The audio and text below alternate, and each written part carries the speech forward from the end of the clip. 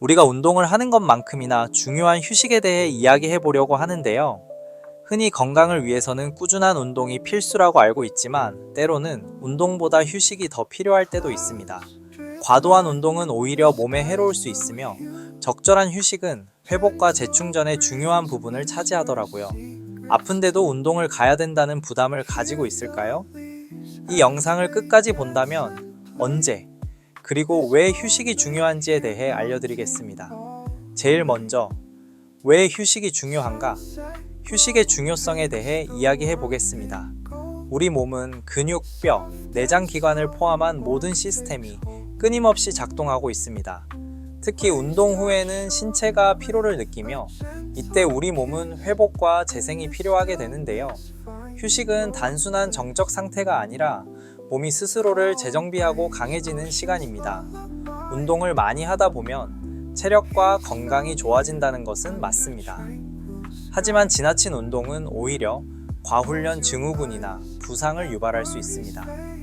휴식을 충분히 취하지 않으면 몸은 회복할 시간이 없어지고 결국 더 큰 문제로 이어질 수 있습니다.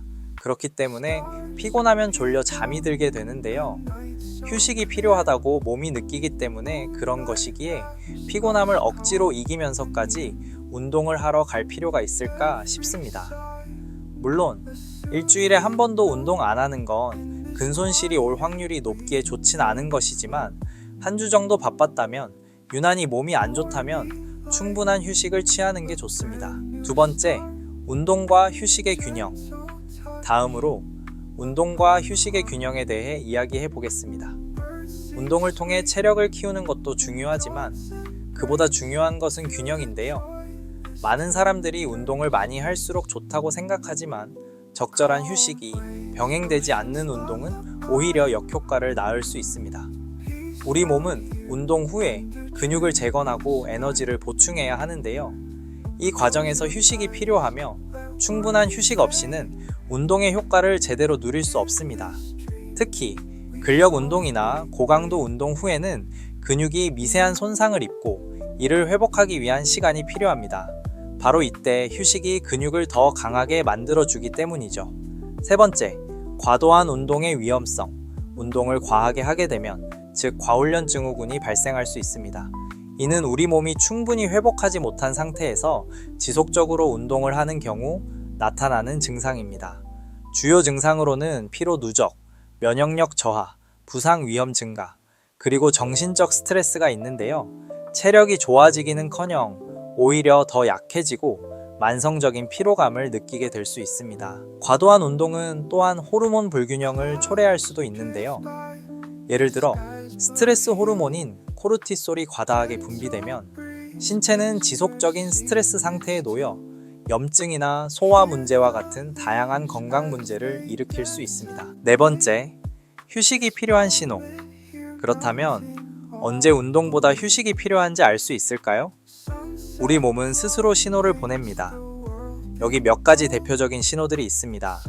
지속적인 피로감, 만성적인 피로를 느끼고 평소보다 운동 능력이 떨어진다면 이는 신체가 충분히 회복되지 않았다는 신호입니다.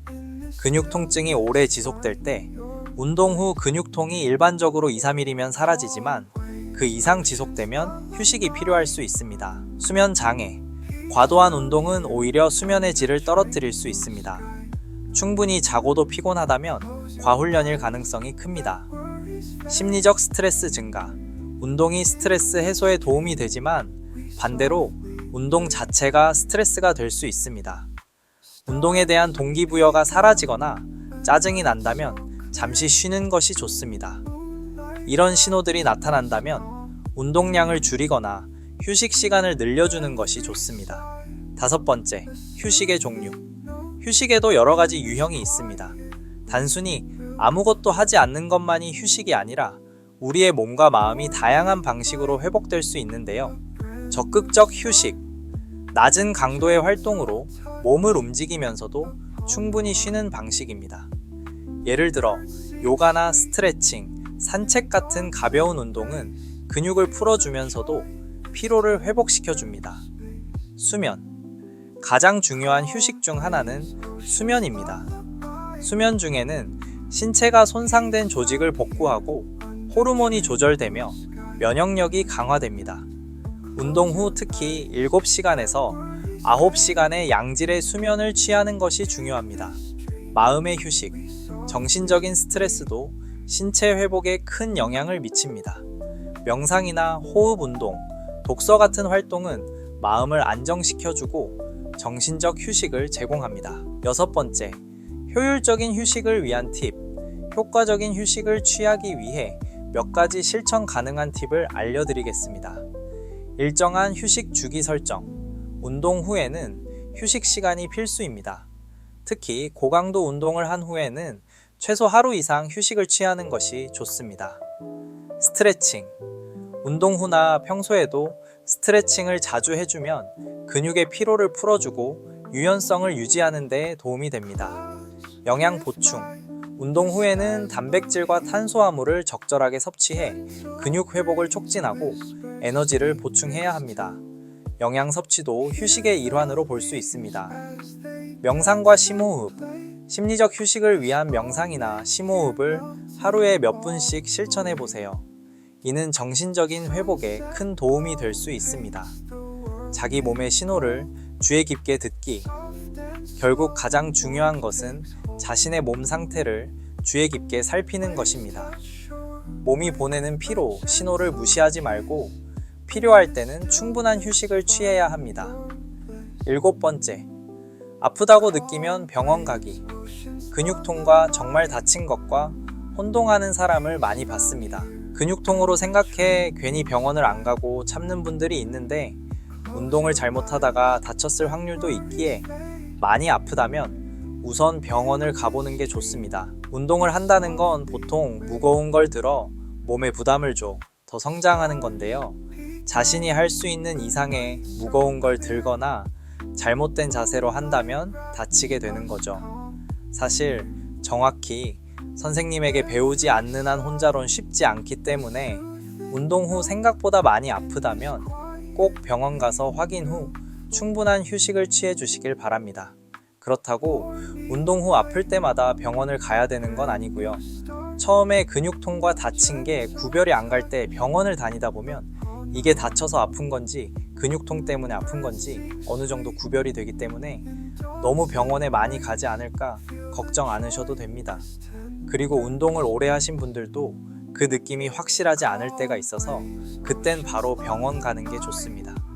다쳤을 때 제일 중요한 건 다친 걸 알고 빠르게 치료를 하는 것인데요. 치료 기간이 늦어지면 늦어질수록 회복 기간이 늘어나기 때문에 몸에 대해선 조금 민감해질 필요가 있는 것 같습니다. 어렸을 땐 회복도 빠르고 회복 후 다치기 전과 같이 행동이나 몸의 사용이 가능한데 나이가 들면 들수록 회복 속도도 느리고 회복한다고 하더라도 몸이 전과 같이 안 될 확률도 높습니다. 마지막으로 운동과 휴식은 상호 보완적이라는 점을 기억해야 합니다. 운동을 통해 우리는 체력을 키우고 건강을 증진시킬 수 있지만 지속적인 성장과 회복을 위해서는 반드시 휴식이 필요합니다. 특히 몸이 보내는 신호를 무시하지 않고 적절한 휴식을 취할 때 우리는 더 강해지고 더 건강한 몸을 유지할 수 있습니다.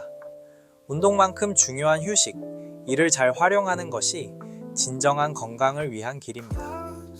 무조건적인 운동이 좋다 생각하여 아파도 운동해야 된다 라고 오해하셨던 분들은 이번 영상으로 통해 쉬어야 할 땐 운동의 부담을 덜어내고 편하게 쉬었으면 좋겠습니다. 그럼 아프지 말자의 말자였고요.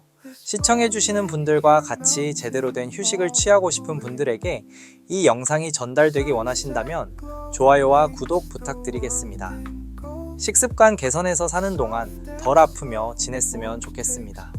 지금까지 들어주셔서 감사합니다.